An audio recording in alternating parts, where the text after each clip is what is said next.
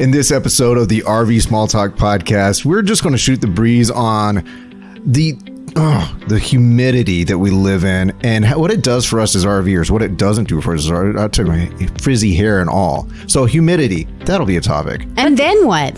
But the important part that we're going to talk about is converters. Converter, I hardly know her.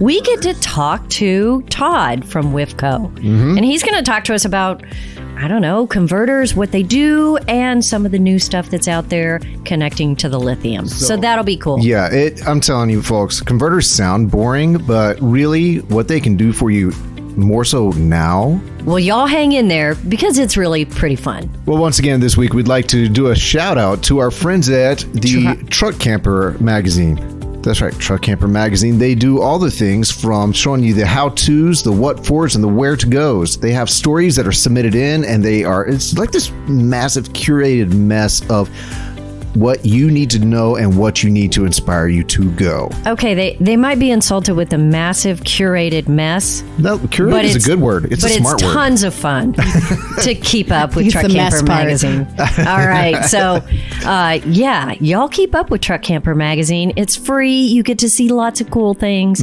learn a little bit, even if you don't have a truck camper. Yeah.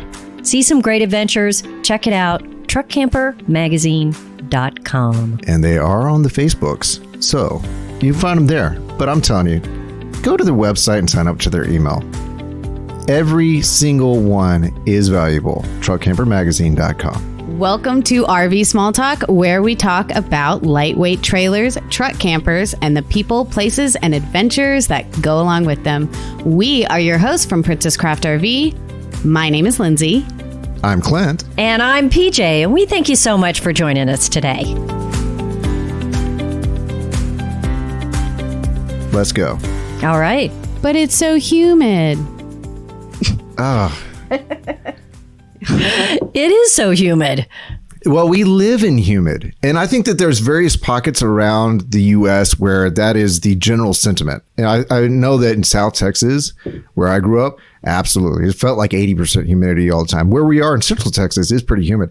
You always hear about Florida. You always hear about Georgia humidity. And I think anywhere that has any access to the coast. Right. I grew up in Houston, and oh my gosh. It seems like that helped in the 80s, though, because everyone wanted the big poofy hair. No. Well, I grew up in the 70s where everybody wanted the straight, sleek hair. Yeah.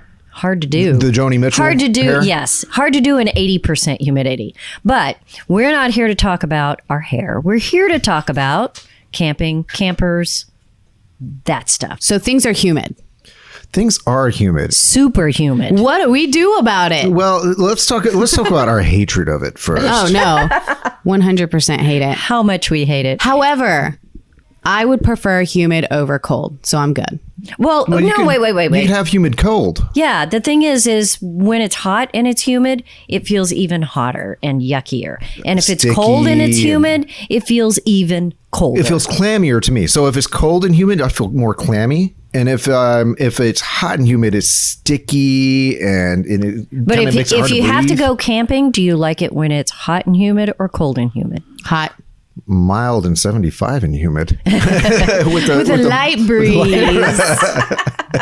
Next to the water. I mean, if I have to have humid, I still want the temperature to be nice. If I get a choice in weather, then it's not going to be either of those.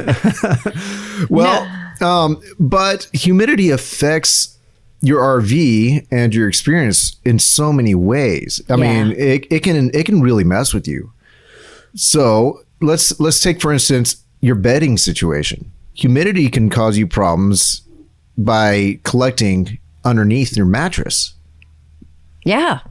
And because humidity happens inside the camper whenever you have warm air on the inside and usually cool air on the outside, then you have condensation.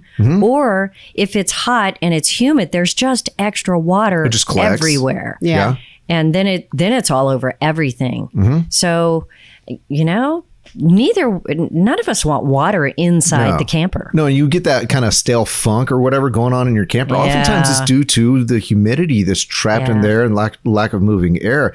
And if you have humidity and any kind of warmth at all, then you're inviting the molds and the mildews and things like that. Ew, should I check under my mattress? You might. You know what?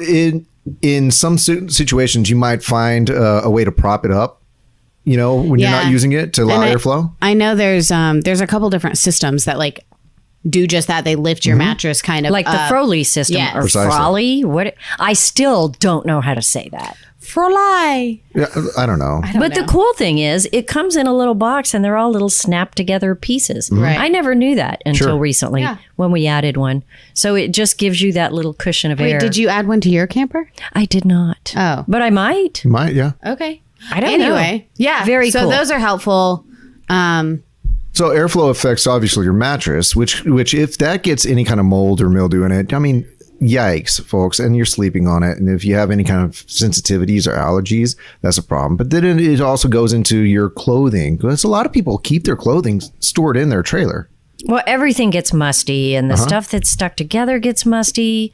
I mean, let's even talk about the wallboard. If you have wallboard, sometimes the seam tape that holds it all together the adhesive starts coming off. I mean, there is glue in every camper. And if it gets damp, then it can let go. Things kind of curl up. The musty sets in. So, all right, let's just... The best thing to do is just keep humidity out, right? Okay. So how do you do that? Move.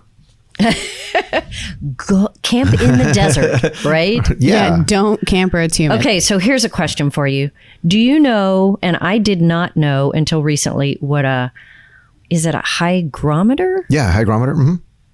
Do you know what a hygrometer is? Did you know? It's a tool. It doesn't come to mind often. Have you met this guy? Of course he knows what a hygrometer is. Mr. Nerd. It just tells you what the humidity percentage is, basically. Yeah, but I would have thought that just is a thing that tells you what the humidity Just is. Google it. Google it. Google the humidity? Yeah. Yeah, I just look on my weather app. It tells me. Well, right? you know, the nice thing about hygrometer is if you had a potentially humid environment 2 weeks ago in Texas when we had no power and no cell service or no data, you could still know how humid it was. Yeah, well, maybe not if you didn't have any power. Maybe it's battery powered. Then you would know. But I guess if you Google it, it's going to tell you the environment, but it doesn't tell you about inside your camper. Exactly. So if you have a water leak or something, you might be more humid inside than you are outside. Easily. Yeah. Or the temperature changes and inside's different temperature than the outside. Well, this happens very often in small trailers that may not have a standard propane furnace system. Like mine doesn't. So I have a little Mr. Heater Buddy heater, and it runs off those camp propane canisters. Fantastic. Love it. It does a great job. It has one setback to me. It's propane, so it creates humidity. It actually introduces a lot of humidity into the inside of the trailer while it's running. Okay, so you need to get one of those little weather stations that will tell you what the humidity is inside your camper. Because you want the humidity inside your camper to be less than 50%. Yeah. Yeah. And what's the bottom? Less than 50% is kind of like the top of comfortable. Well, when it gets like down to 20 or 25, then it starts feeling dry, right? Your skin starts Your cracking, eyes are hard and it's to just blink. It's desert. Really? Yeah, It's I think desert, so. Yeah. 30 to 50 is generally what people say is humanly comfortable. So, and some people like it above 50. Like just they're more comfortable with high those are humidity. Salty sea sailors. But you really don't want that inside your camper. Yeah. Vikings only. That's my kind of people. Okay, so I have a question I just thought about. So campers that are made a specific way or with specific materials, would they naturally have more humidity than other campers? I wonder. So what do you mean? A camper that is, like wood frame and aluminum stapled to it, would it have more or less humidity than something that was like a vacuum bonded wall? I wonder if maybe not so much that it would naturally have it, other than it might be more inviting to condensation. Right. I don't think it would change the humidity. I mean, humidity is what's in the air. Right. But if it's a better insulated trailer versus a not so well insulated trailer, then the temperatures won't adjust as quickly. Maybe. So like a more well insulated trailer might have more humidity because the outside air isn't affecting the inside air as much. Oh, but So the if you outside air is going to be drastically different than the inside air because I'm so confused. Yeah. But those windows. But if you had thermal pane windows, if you had a double pane, then the inside air isn't directly against the outside air, so you're not going to have as much condensation. Yeah. So now, this is all theoretical, folks. We are no experts. So it's like when SpongeBob is under the sea and he goes into Sandy's house, but Sandy's a squirrel, so she has to live in an air bubble. So he has to go into the middle ground and then let the water out of that, and then they can open the other door. So it's like an airlock, but it's a water lock. Yes. Like that? That's so helpful, Lindsay. Thank you so much. No, I think a certain small, minuscule percentage of our listening audience will get that. And I think I am an adult. Over the edge. You are both I'm an over adult. the edge. I got this. I think there's things that create humidity inside your trailer, and there's things that help it. You know, another thing that creates humidity inside your trailer is actually us. Breathing. Absolutely. Yeah. We breathe out moisture all the time. So we need like a tube that goes up through the ceiling, and we can just breathe through that just when a we're in our snorkel. trailer. A snorkel. I can think of a SpongeBob reference for that.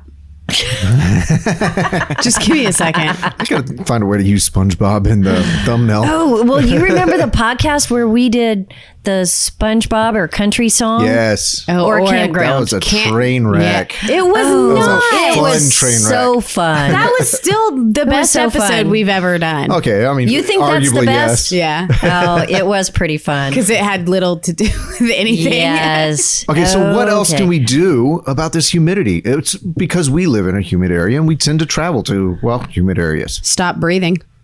Okay, noted. Well, a Crack a more window? solid trailer, dual pane windows helps. Cracking a vent or cracking a window, using electric heat source if you can, and not your propane heat source, because that creates humidity. And it's also what type of process that heater uses. Because Yes. a standard forced air furnace isn't going to put as much as like the buddy heater. Well, yeah, it is, because it's propane. It creates a lot of humidity too. Humidity? Oh, I didn't realize it was as much. Okay. Yeah, it's still terrible. And we all cook. If you cook inside, that Steam. always creates a little more humidity. So, I mean, there's things you can do to try to I once cooked a keep brick that. and it added no humidity. No humidity. No steam, no nothing. Yeah, we How worry long about did you, that Clint. take? I don't know, but I tell you what, I have never had toast so Did it taste good? difficult to- Never mind. But yeah, but there's ways to, if you have something that tells you what the humidity is, then you'll know whether you need to get out your dehumidifier, and they make little ones you can take with you. Yeah. So if you're plugged in at a campsite, you just plug that in for a little while, bring it down a little bit. Yeah. Or they make those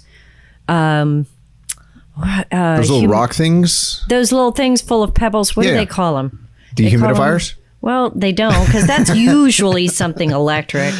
But Yeah, so you hang them up and they're like the beads moisture absorption soak up the things. water. Yeah. I just don't know. Do those? I've never felt like I would trust those to do any kind of. Well, job. if you need something quick, Yeah. I mean, it's not going to fix it in Just stick 30 some of those minutes. pebbles under your arm and you're But good to go. overnight, it is going to take some moisture out of the air. But if it's constantly coming in, if you open the door and it's raining outside, probably not going to save you. So are those But- bags more for like storage, like when your unit Usually, is in storage? yeah, better for storage. Mm-hmm. But I mean, good to have around, especially if you have some areas that get more moisture, Do they like call the that bathroom. Desiccant? Is that what they call those little packages that come in your whatever you buy? and The they little give- silica gel Yeah, things. yeah. I don't know. I wonder if it's the same category. I think it is. But those things are super cheap. Mm-hmm. And it's super cheap to get refills to put in them. So, if you're going to take a shower in your trailer, stick Yeah. one of those in your shower when Yeah. you're done. And if you're taking a shower, Super that's going to easy. add all kinds of humidity. So open the that vent and vent it out straight just out. try to keep that door shut. Let it go somewhere else. Yeah, they put vents in bathrooms for a reason. A reason. And if you don't have a fantastic fan near your shower, then you have an okay fan. then you have a Yeah, an okay fan. And a fantastic fan is better than an okay fan. Because it's fantastic. Fantastic. Fantastic. Anyway, I mean, just something to pay attention to. That's what we were talking about in the office this week, so we thought we'd bring it up. Well, we talk about these sort of things because first it's humid and our air conditioning's been being replaced for the past 2-3 weeks. And so it's so humid in here, we got no airflow. Yeah, we've been hot, we've been cold, and we've been humid the whole time. That's right. That's right. All right. I'm going to get a how you say hygrometer? That? That's not what it is. Hydro. Come on. What is that word? Hygrometer. That's exactly what he said. I thought you said hydrometer. Sorry. Okay. Hygrometer. I'm learning. Guys, I'm going to get a hygrometer. Although a hydrometer makes more sense because hydro water. I bet that's a thing. It just does something else. Really. And they're like, oh man, we already used that word. All right, comments. Y'all help us out. Let's just replace that D with a G. Nobody will notice. Yeah. Is that what happened? I'm sure that's what happened, It's Lindsay. like the medical teams are out there going, I need a name for this this malady. It's like a meter. Goodness. But For- the asteroid has already been named. So we have to call it a hemorrhoid. What? What? Okay, Let's name it Tim. How about if we talk to Todd and learn about converters? Yes. Something useful. Get me out of this conversation. Something useful. All right, y'all hang on. Save me. Here comes the good stuff. You're fine. But I'm glad you're here. Yeah, well, thank you. Yeah, thanks for coming by and chatting with us because it's a great opportunity for us. Absolutely, and I appreciate the opportunity to be here. Gary sprung it on me yesterday that I was going to be on here today. Well, so. we didn't want you to go out and buy new clothes. Surprise. Right. Yeah. We didn't want you to dress up and, do your makeup, all that. No. I needed to wait till he landed in Austin before I sprung it on him. You didn't give him an option? No. Oh, okay. Leaving the airport, he's like, by the way, we're going to be doing a podcast Perfect. tomorrow. So I'm like, really? Okay. Well, as we get started here, let's go ahead and introduce the two of you. Okay, so we have Todd Vice. Correct. And you are a representative with WFCO, WFCO, which... World Friendship Company. Oh. That's what WFCO stands for. It's what again? World Friendship Company. Well, we may or may not dive into that. We're probably better off not diving into it because I can't lead you down any other path other than that's the name of the company. There you go. Really? And We have to do some homework, Clint. We have to figure this out. Yeah, sure. And World Friendship Company? I mean, we ought to be like saving the whales or feeding starving children or something. Well, it sounds Like all holding hands and singing Kumbaya. As I lived in Asia, you would have these Asian companies, and they would have a name like LG, and like, what's LG? You figure something big. It's just life's good or something that means something like that. And so, It's like Three Brothers Company or something. right. A lot of the name. telecom companies had these weird acronyms, and you find out that it just means something friendly. Well, WFCO is weird enough, right? WFCO? Yeah, but it's fun to say. Because first thing you think of is a wiffle ball. No, that's what you think of. WFCO. But I don't know whatever. what I think of. Okay. Well, we also have Gary Weaver here. All right. And we've had you on the show before as we talked about various products. And why do we have you here? Well, Why are you here, Gary? I just happen to stop by and I get coffee and you guys bring me in. Yeah. Which worked out in our favor this time because you brought Todd. Yeah. And we have pretty good coffee. You got great coffee here, so I love coming in. No, I work for a company called, obviously you guys know, Dealer Resources Group, and we represent several factories in the RV industry. So I'm kind of the jack of all trades, but when you need an expert, I bring in someone like Todd Vice to really Pressure's on, He called me an expert. Pressure is on. And we looked at WFCO when we brought them on as a contractor representing them, and we really liked these guys. Obviously, they make converters that in the RV, which we'll probably talk about here in a little bit. Well, how can you not like them? They're the World Friendship Company. Yeah. So obviously they were great to work with. Right. But they were in 9 out of 10 of the manufacturers in Elkhart. So we're like, there's a Precisely. lot of them out there. So 9 out of 10 manufacturers use WFCO. We'll have a products. WFCO in that unit. Okay. So, Wow. But And that a goes back lot. a long time. That seems like I've looked at a lot of units over the past few years, and it's a standard for years, right? WFCO? And that's a great point, and that's one of the things we look at when we're looking at a company. We look at the longevity of that company, and they've been around since 1976. And it's a family-owned company still to this day. Wow. Which is another thing we look at. But then the other thing that we kind of dive into for a company that would probably be interested for your viewers is we don't want a Me Too company. We want someone that's really ahead of the market, and they have 25 first in innovative designs in converters. Well, nobody has even said what WFCO does. Surely it's in a title somewhere, but what are we talking about here? We don't know. Obviously not beaded friendship bracelets, let's convert right? them from not knowing to knowing. Okay. So let's talk about, first off, the big deal is a converter does what for your RVer? So it's going to take your 110. So you're going to plug into your shore power or generator. You're going to take that 110 and convert it into 12 volt to run all your 12 volt appliances with inside your RV. Now that sounds really good if you know RVs and you're already 100% there. But if you're not, like people listen or are trying to learn online, converters, inverters, it all gets so confusing. All right. So basically, if you're at home, you have 110 volt power. That's what's running your appliances. That's what's running your house. That's what your wall sockets provide. Your wall sockets providing. Household current. Household current is basically the way to think about it. So AC is what they call household current. So we're going to take that and we're going to turn it into DC power, which is 12 volt, which is what the majority of all your RV appliances are, is 12 volt. So you have to have a converter to change your 110 to 12 volt to run the 12 volt appliances. And then an inverter does just the opposite. So we're going to take it from the 110 to the 12 volt, and then we're going to take it back to an inverter, and we're going to convert it to 110 to run the appliances inside of RV. Okay, even my head's spinning, and I do this every day. Okay, so a converter takes the household current or plugging in at the park and changes it to battery power. Not battery power, because you actually don't even need a battery to run a converter. Right, but the converter converts it to battery 12 volt 12 volt appliances type of power. Correct. Because appliances, a lot of them run 12 volt.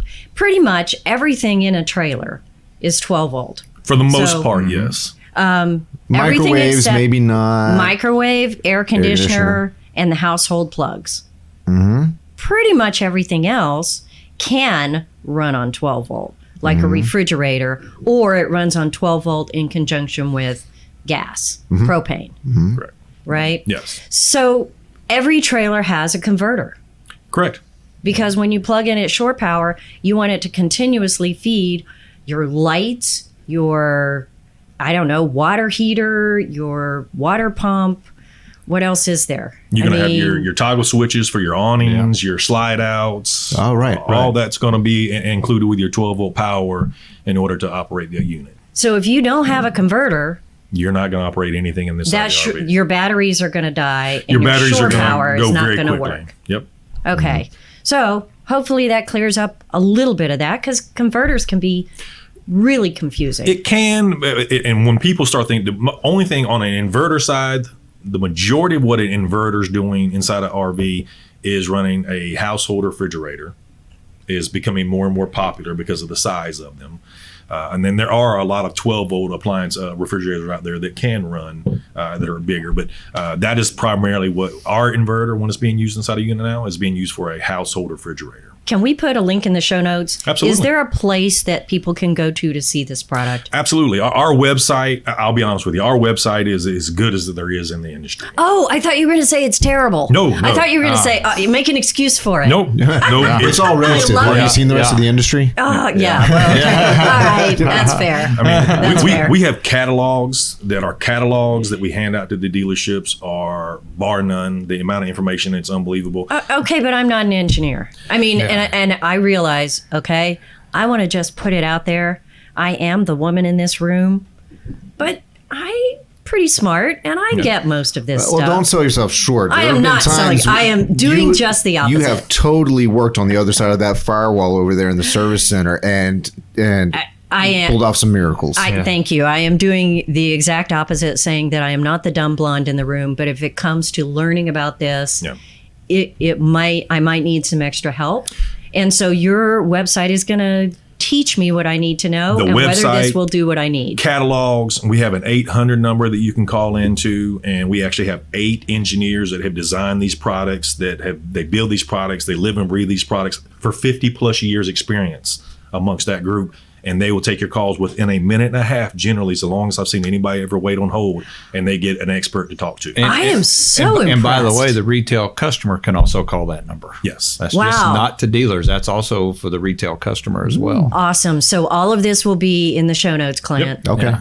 And he will make it happen. So that if you Absolutely. guys want to know more about these things, just go on down to the show notes and we'll have some links there for you. I tell you That's what, incredible. I am so glad to learn this. I tell you what Didn't I know. like about their customer service department. You know, you call into some factories I represent, and the people behind the customer service has got a catalog, and they'll go, okay, this is wrong. This is how I answer it, which leads me to how I answer this. These guys at WFCO are the actual guys that work on them. They test them. They do field tests at the factories in Elkhart. So when you call them, they're not going by a catalog. They know what you're talking about, right. And they're It's their baby. They know it. they're a great group there. We've dealt with That is them. impressive. Okay. All right. Well, I'm glad to know everything you do. I didn't There you know go. that. I just thought you were converters. So if you want that kind of support and you don't have a WFCO product in your trailer, it's time to move over to WFCO. Well, and again, that's one of the things that we offer not only on our websites and our catalog, and we hand out we call cross-reference sheets we hand out to our customers. So if a retail customer comes in your store and they've got a competitive product, we've got a list of all competitive products and our models side by side. So you can literally look at this list and say, okay, you know what, I don't have that particular model in inventory, but I have this WFCO brand. And this right here matches up with it perfectly. You know, you can exchange it out very easily.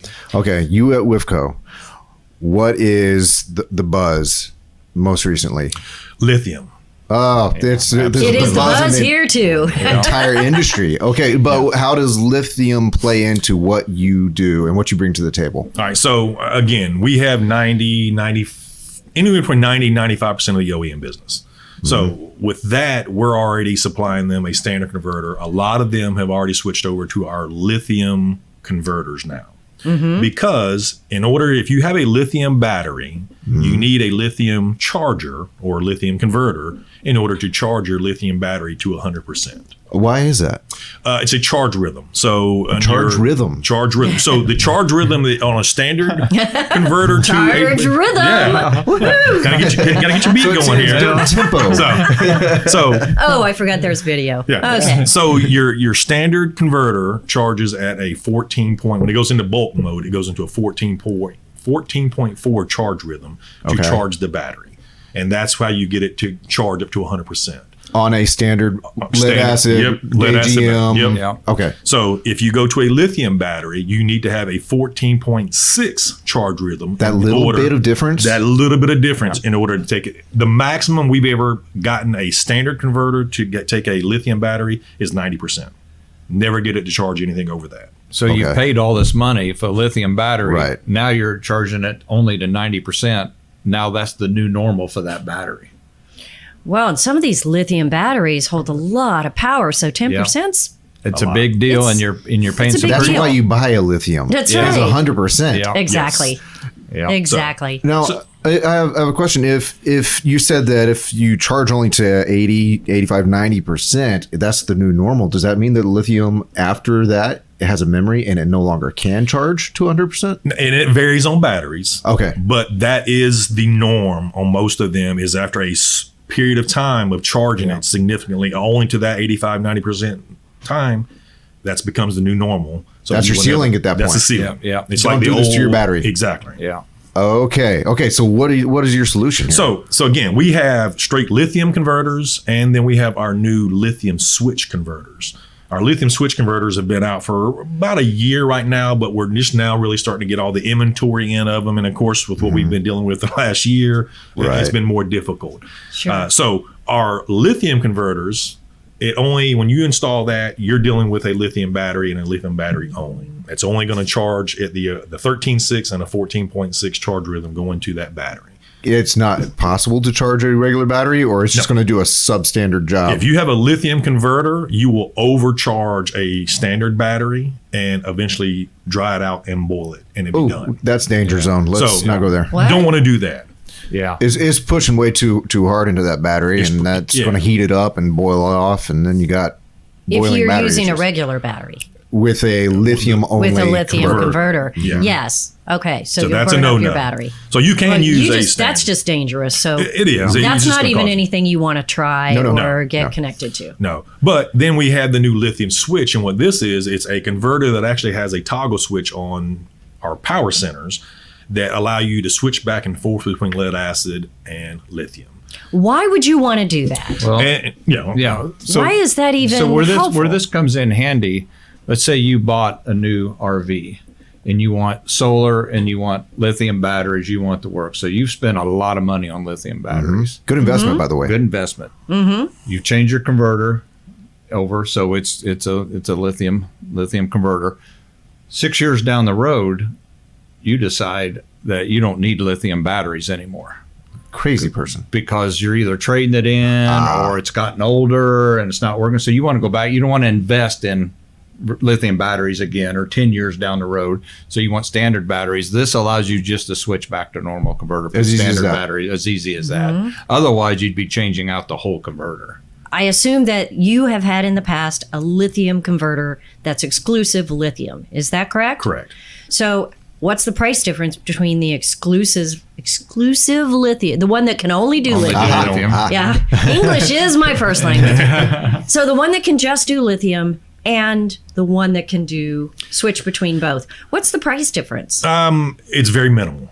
Okay. There's really What, not. what does minimal mean to you? And again, I would be thinking from a distributor's cost point versus retail. Well, and so I would say so double that number. What's retail? I mean, retail, is it going to be $100? Is it going to be $500? No. Are we talking $20? No, you're looking. I mean, a standard converter, again, depending on size, and I'll take our most common size, a Sure. 55 amp. That's the Okay. most common size that we do on everything that we offer. Okay.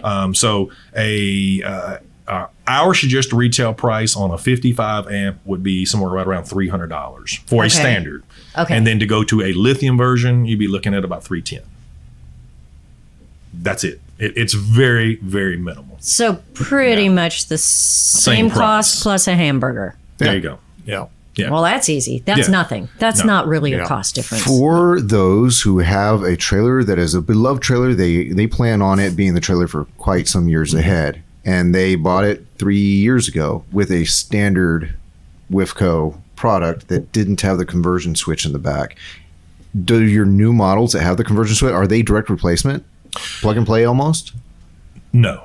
Okay. So Tell me more. That is, and there's a multitude of reasons why, but the quick and dirty answer is no, we don't right now. But there's a way around that. So we don't offer just our main board assembly is the most common thing that goes wrong with a converter. It's the lower half of a unit, and generally most people they replace the lower half. Okay. So we do have a straight lithium main board assembly that can be put into a standard converter Okay. and make it straight lithium. I see. What? Okay. So You just replaced the board. It's a little, Just replace it's- the lower Yeah, half. you're taking the brain out, Yep. put the brain Yeah, in, but exactly. it's only standard converter, no lithium, or lithium. It's one Exactly. or the other, no switch. No switch. But that can be installed into a already installed converter. Yeah. So, and I'm going to take it a step further, and this will be somewhat confusing. So the lithium switch, you can't just buy just the lower half, that main board assembly. We don't offer just that. So you could switch that out, but you don't You sell it that way. But what you can do is buy the entire power center, which is your distribution panel and your converter in one box. Okay. And then you take out the brains, the main board assembly, take out the fuse panel, and put those into your existing power center in the existing RV, and you've made it a lithium switch. Because this toggle switch is on the fuse panel, so you have to take that with you, and then you need the brains that does both lithium and standard conversion to go into the lower half. So why wouldn't you just switch the whole thing? Because of time. To change out that lower half and that fuse panel, it's not that long to do it. I mean, it's say 30 minutes tops to change out that entire box and take out all the wiring and everything that goes on. You're looking at probably an hour and a half to 2 hours to really change out the entire thing. Okay, Right. so they connect the same. Yeah, It just wouldn't be as efficient. Exactly. Okay, is there anything on the top half of that box that's going to deteriorate? No. It's going to do just fine. You may have a breaker. I mean, but again, a breaker is going to go bad one way or the other. But generally, they don't. Okay. Like I said, if something goes wrong, 90% of the time, if something goes wrong with our converter, it's that lower half, that main board assembly that has to be replaced. Okay. I don't know. Interesting. I'm just picky. I think I'd change the whole thing out and pay the labor on the 2 hours just so I can start with I everything understand new. that. Yeah. But that's how I am. understand I would be Just that. worry I that would be that something's guy. wrong. Yes. You know, and I get what you're saying because I've Yeah. seen that top half. It's basically a breaker panel. Yeah. But I would be like, yeah, replace it all. Yeah, Yeah. I like whole shiny new things. Yeah. I like all. Not Frankenstein shiny new things. Yeah. So, But it's nice to know that it's possible. But there's customers that would just want to do that because it's quick and Especially easy. do-it-yourselfers. Yeah. Yes. Yeah. You 'cause know? that's my next question. Is this something that a DIY person should be doing, or is this someone you should really be bringing in? We don't recommend any do-it-yourselfers just because it is electrical. Right. We Right. recommend taking it to a certified dealer, let them do. I'll tell you, when I first got out of college, my first boss told me, he says, remember one thing for the rest of your life. He says, there's experts in every field for a reason. And he says, let them do what they do. And I've always kept that in the back of my mind. So if I need electrical work done, I'm going to have an electrician do it. Or in this case, I'd have a tech do it. A plumber, I'm going to have a plumber do it. I'm not going to do it because that's not what I'm an expert at. Okay. So we recommend get an expert to do this. There's going to be the do-it-yourself guys who can do it and Right. have done it. Yes. But we're going to recommend everybody come into a dealership and let them do what they're experts at. Okay. Well, you know, we see a lot of the do-it-yourselfers that are just super smart and really good at this type of thing and could do it probably, you know, easily without any complications. So I don't want it to sound like a plug for a dealership. However, we also see those people who try to do it yourself and then they bring us a pile and say, right. not sure why it's not working, but And it smells funny. here you go. Well- and we're like, okay. So in which case, you end up having to switch out everything because you Yes. don't know what they did. So, I mean, I get what you're saying. I don't want it to sound like we're plugging for dealerships, but this, if you get one little thing wrong, then you can fry your whole thing. system. Correct. Yeah. And generally, when we have a converter sent back to WFCO because something's gone wrong with it, our engineers, they can go through their step-by-step process and they can identify pretty easily what was done. And generally, This it's- paperclip, wrong. Yeah. All wrong. And generally, we find out that it is the customer error and something that they have done that has fried the unit or made it go bad. We see that a lot here, and we're like, it would have saved us an hour of diag if you just told us.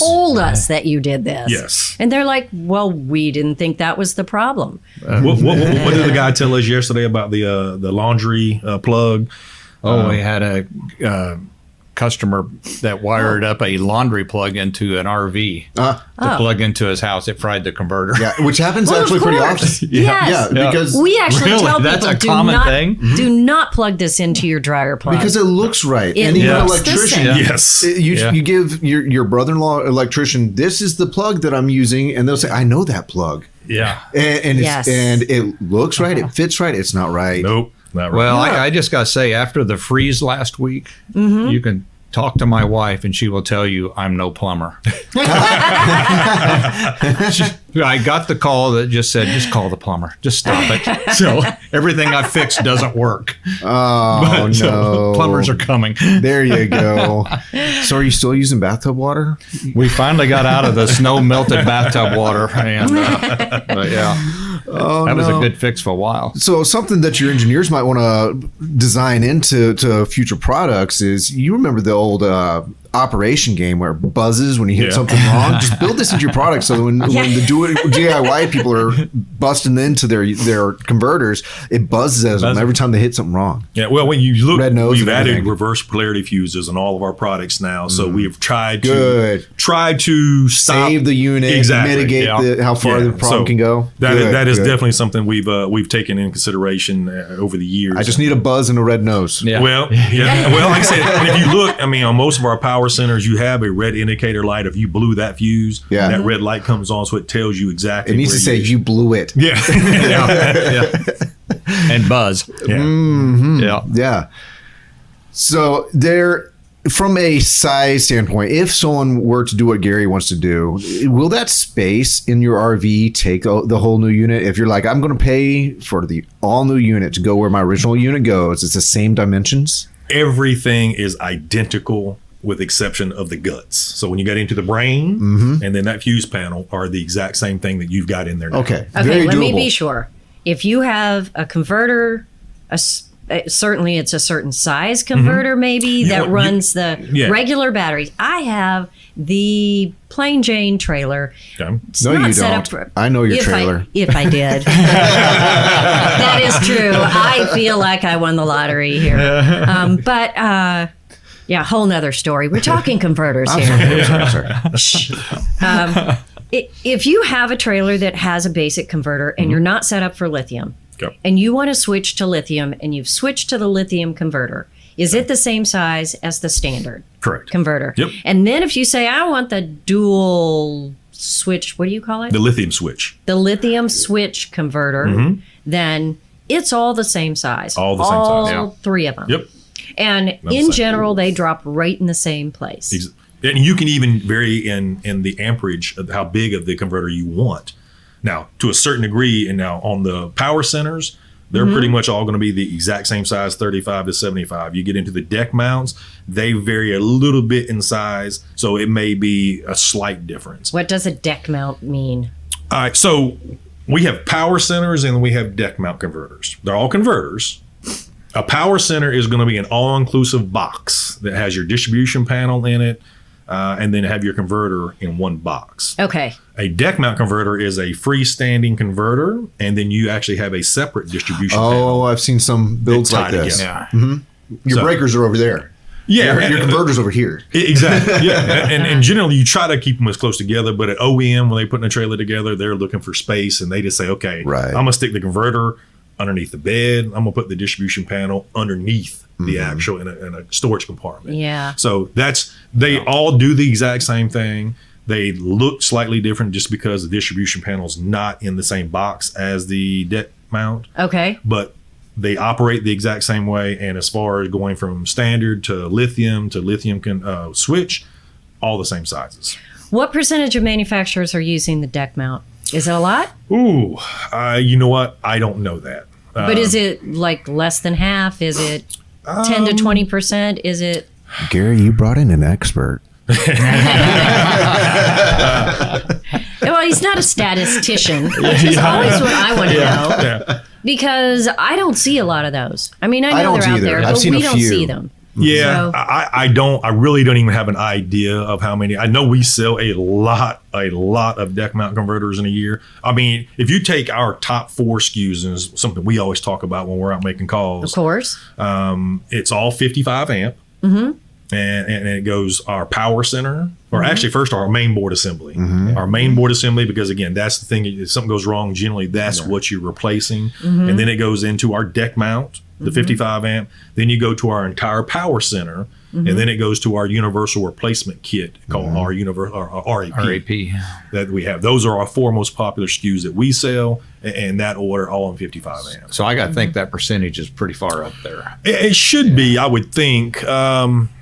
I wouldn't say, I would think it'd be below 50%, just because I know what we do in the main board assemblies is probably twice as many as we do in the deck mounts. So I would think that number would be somewhere probably more 20 to 30% in the deck mounts. And here again, I'll just say, if all of these names and descriptions have gotten a little wonky in your head the past 2 minutes, just go to your website. Yes. And it will all spell it out. And Yep. help us to understand. Detailed directions Yeah. on, it shows you wiring diagrams, it shows you color coded what goes where. I mean, And it goes, some people love that, and some people just want to know what's it going to take to get lithium. yeah, You know, that's all. So both of those are pretty self-explanatory on your website. Yes. The website is very handy. When we brought this line on and started, all of a sudden when Todd's not with me, I have to be the expert. So that website helped tremendously. Yes. Going in and looking at that. And You have to setting learn that. as you go. They really basic it down to understand it because they have to do that because it's on a website where everybody's looking at. It's not an electrical engineer. Yeah. So right. it's huge. They really basic it down for you. Okay, so a customer comes in and they say, like I said, had this for a few years, this trailer. I want to move to a solar and a lithium setup. And obviously this is mostly on the lithium side of things, not doing with solar and stuff like that. What would that be? They come to the service center and they're looking for terms. What do they ask for? What do I want to do? I want lithium. And service center needs to say what? So they're going to, number one, they're going to ask them if they already have lithium batteries or not. Okay. That's the first thing. Again, so our standard converters will charge lithium batteries, but they never charge them again to 100%. So Right. that's why the lithium converter is important to have. Right. So they're going to come in, they're going to ask them first, do you have lithium batteries already? All right. If you don't, then we need to get lithium batteries. You need to pick out which batteries, how many batteries, and what are you going to put in there? And then we're going to need to coincide, look at the existing converter, figure out what you have in there. Is it 55? Is it 65, 75? And then we need to get you a lithium converter at least the same size. You can always go up, but you can't go down with a converter. So you can have headroom. You could have a much bigger converter. Yes. And it won't matter. Well, and this is something I just recently learned from and going through one of our trainings is that we recommend you can go up, but always look at the gauge of wire because a gauge of wire sometimes is It can bottleneck it. Yeah. So you need to make sure you got the adequate wire gauge in order to go up significantly higher than what you have in there now. But then once they've identified what amp they want, then it's just a matter of placing an order and then changing it out. Again, you have your different variations. You've got the power centers, you've got the deck mounts, and those are all available in the three different classes that we've talked about: standard, lithium, and lithium switch. Is number of lithium-ion batteries in your battery bank going to matter? Is size of lithium-ion batteries going to matter? Yes and no, but generally you're only going to be, if you've got an existing converter in there, you're only going to have so much space for the batteries anyway. And you really need to have the appropriate amperage to run the items that you have in your RV. Right. And as long as you're not, exceeding, you're not adding another air conditioner, you're not adding a residential refrigerator, Right. those different things you have to take in consideration. But generally what you have in there is going to be adequate. And if you decide you want to go up, that's just giving you more amperage available for the unit. Okay. And this is where I'll say that's where a dealer can help you. Absolutely. 99% of everybody listening is not going to be as well versed on this as your dealer. And so it's really good to find out what it's going to take to get where you want to go. And that's where a good dealer should be able to help you with that. Absolutely. But I think every decision needs to be at least based on the knowledge of what's out there. Yes. So I've learned a lot about what's out there, why it's important, and now we can, you can go into a dealership now, hopefully after listening to what Todd has to say. Sure. And know what they're telling you and know what to ask for. Know what's important. Correct. Yeah. Good. I love it when I learn something. It is so exciting. Absolutely. Absolutely. Yeah. Is there anything else about WFCO or new products or converters that we need to know? Not right now. Like I said, we're always looking for new and innovative ways and new products. We hope to have new products out every year. It's always a goal. So hopefully the future is something newer, more innovative, and easier. Well, I tell you what, lithium has changed the game over the last year. I mean, literally changed the industry. So it'll be interesting to see how that evolves. And glad to hear about your newest product. I think it's awesome. Thank you. We appreciate the time being here today, and I appreciate your efforts and getting the word out to everybody about the products. And like I said, we're here to help. Like I said, the 800 number that we talked about earlier, feel free to use it yourself, pass it on to the retail customers, and I'll make sure that you have all the links for the website and get you to where you need to be to take care of the customers. Good. Gary, good job bringing him in. I tell you what, I know. Keep it up, I'm excited Gary. to bring Todd in. It's going to be. He set the bar. I don't know who I'm bringing in next. Well, so how do you pay him off with like Round Rock donuts and it's got to take him to Round Rock Donuts since I live here. And then, It has to be food because, as you noticed, he doesn't drink coffee. All right, so he loves barbecue. So tomorrow we're going to Salt Lick and Driftwood. okay, Ooh, that's Driftwood. awesome. Yeah, I'm taking him to the original one. Beer and barbecue. that's There's nothing where my better. wife and I had our rehearsal dinner before our Is wedding. that right? Mhm. Good. Well, Well, it is a staple. There is one right here in Round Rock. Yeah. I know, but I'm going to take it's him to the just original. not the Yeah. same. It's not the same. Gary always treats me well when we travel together. He calls ahead and says, "Do you like this food? Do you like this food?" He makes sure that I'm fed well. Good, good. Well, and then if there's another night, you can take them to the original County Line. Oh, that's right. I forgot about that. Yeah, that's because a great County place. Line's really everywhere. I think it's even in Japan and crazy stuff Oh, now. yeah. I don't know, but Well, you I pass like- by County one Line in the started- airport. yeah, County Line started right here, I just like sitting on the deck. I like the original one because you can feed the turtles out back. I do too. I do too. I do too. Turtles. The fat turtles at County Line. Yeah, absolutely. All right. Well, thank you so much, and I'm glad we got to meet you. We'll see you next Very round. nice to meet you. Thank you. Appreciate it. Don't be a stranger. Thanks for letting us be here.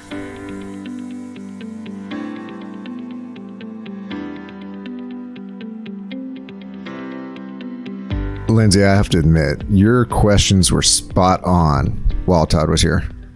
I came up with them all by myself. They, I was thinking those questions, but you worded them so well. But honestly, listening to you guys, I learned a lot when I didn't even think I wanted to know that stuff. I have to admit that piece of equipment in particular, I just want to, I want to know that something's doing its job. I don't want to know that it's there. I don't even want to hear the fan kick on.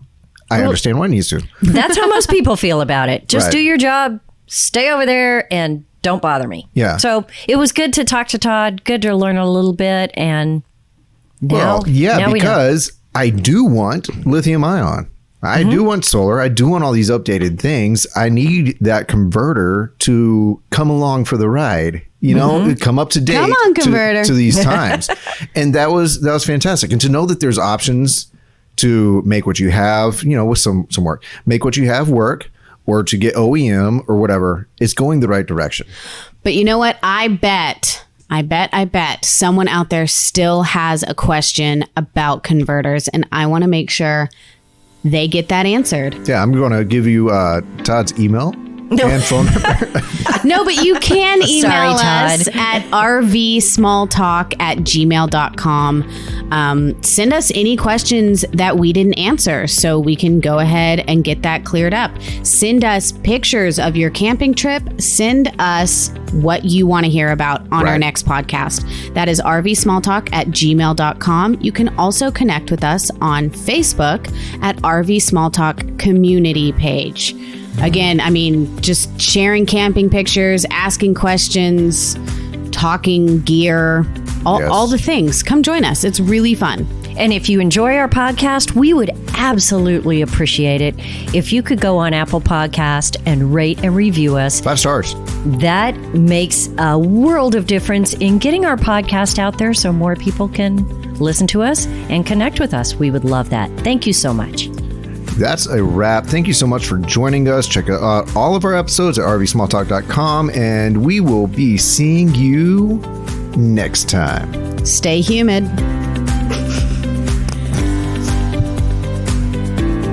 Okay.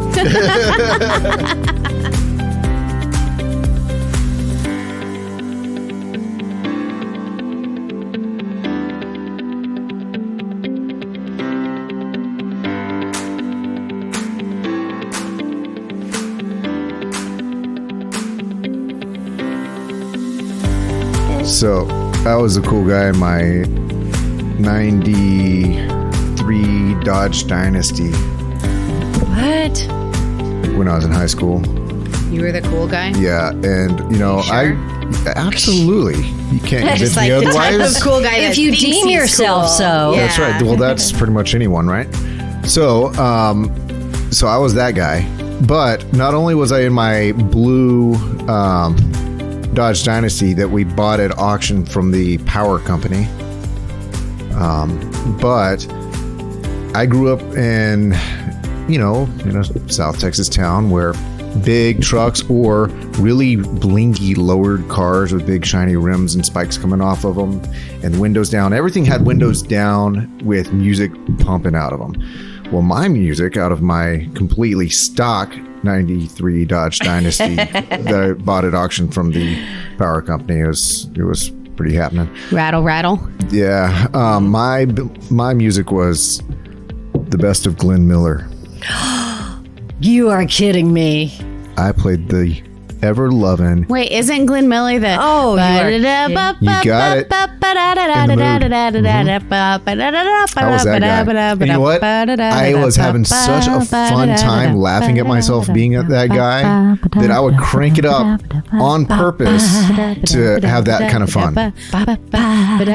Y'all didn't hear the story because you're too busy. It's such a catchy tune. And every bit of big band music seems to be that happy.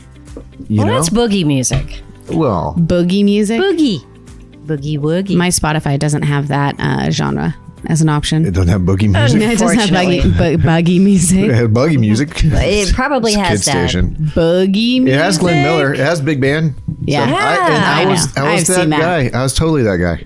Oh, I was man. having such a blast laughing at myself and laughing at what others must have been thinking when I pulled up at a stoplight next to them, blasting big band. Like this? No, I didn't have anything. I actually did my best because I was tall at that point too. I did my best Did you to slink sit down in the chair? slink down and put on my sunglasses and like just kind of stare ahead, like thinking, I wonder what they must be imagining, but never actually seeing their face because you don't want to look. No, you don't want to make eye contact. No. Well, in the 70s here in Austin, you know what was playing in the 70s. I mean, it certainly wasn't here. wasn't No, I anything don't. cool. It was, screaming rock bands. So a really popular band, Paul Ray, who is on, what's he on? He's not Acid, on NPR. because that's what everyone else he's is a on. DJ now. Yeah. He's on KUTX. Yes, thank you. KUTX. I couldn't think of it. When? But What time? Stop. But he had a band, and it was Paul Ray and the Cobras. Okay. And they were so cool because they had this huge horn section. Like all sousaphones? No, not all sousaphones. Well, huge horns. I mean, but Sousaphone Contrabassoons. only. a very cool horn section. And it was so much fun to go see because they were it was kind of big band. It was like original swing, ska. Mitch meets kind of fun rock and roll. it sounds like original ska, like the And foundation of so ska. fun. Right? It was Well, back in my day, cool. when we used to go Your day. downtown. Up in your day. Up in your We day. used to go downtown. There was a band called the How do you spell that? Minor Mishap Marching Band. What? I like it already. And I do too. And it was Google it. It was a group of probably like 15 people, and they all had band instruments, but they didn't like play shows. They would just March. And walk up and down the middle of 6th Street, like on Friday and Saturday nights, especially on the east side, and play. And then man. people would like just follow them, and Is it kinda everybody like- would like kind of jam out and like walk down the street, and then they would like turn around and walk the other way and keep playing. It's It's probably like UT band geeks. There was so many of them that played downtown. They were not band geeks. The A-liner that picked up, Corinne and John. Yeah. He used to be part of the Minor Mishap Marching Band. Yeah. Well, I don't know John's background, so I don't But know he where also he came used from. to be part of the White Ghost Shivers, which was also a huge band in Austin. Oh, well, of course. And We then used he to moved throw the to big Oregon? Halloween party every year. They're in Oregon now? Washington. Washington? Yeah. Anyway, So when I picture this, I picture Austin version of what you would see in the French Quarter. yeah. Basically, yeah. Is it kind of the same sound? No, I mean, it's straight up like marching band. I'll play some for you. I mean, their music Okay. is on Spotify. All right, awesome. then. It sounds like somebody let a high school marching band loose A good one. Oh, is that kind of fun? I mean, it's not bad, but it's not like tight. Okay, you know, so- like it's sloppy and it's fun, and then they kind of go crazy for a little And bit. with enough alcohol, it's and great. then like they Yeah. like, oh, this guy just takes it away for a while in a solo, and then like people just like as you're coming out of bars or going into other bars Yeah. or getting out of the taxi or whatever, you just kind of like join, and then before you know it, there's just like a mass of people just like having a parade all the time. So, did they have It's a their lot of music fun. memorized? I Because that guess. goes a long ways in I the don't- feel and the fun of it. Because I you're don't able to just- remember there being like Like them a- having Oh, like yeah. little They stands on wouldn't there. have I don't that. remember that. Yeah. and you know, There wouldn't be enough light for it anyway. Oh, I'm there, sure. yeah. But yeah, it was really fun. And yeah, that and was sometimes there doesn't need to be really music memorized. You just kind of know the tune and you're just playing yeah, along with it. it was Well, just madness. If you're a good enough musician and you're like, I know exactly where I am in the key. Yeah, yeah. But I and mean, I'm pretty sure like the band members changed all the time. sure. It was like, doesn't hey, come along. It doesn't sound like it was very lucrative. I don't think that was the point of the exercise. I don't think they won any Grammys. Did anyone throw change at them? I mean- like, did it go into the horn? Probably. Like, there's change in your saxophone, sir. I don't know. It was fun. All right. All right. Well, we'll look it up here in a little bit. I'll make you listen to it. All right. That sounds like Fantastic. good Princess Craft music, like for our Spotify list that plays Yeah, during the that day. should totally be the God. Sunday playlist. You would hate it. You'd Sunday be like, Lindsay, playlist. turn this off right now. The Sunday playlist. Just me sitting by myself in the middle of the floor with a trombone. Oh, well, Welcome. Listen, I can make it sound like a horse. Woo! I gotta shoot a video, y'all. Oh, what did it do? But this is How so did it wrong fun. you?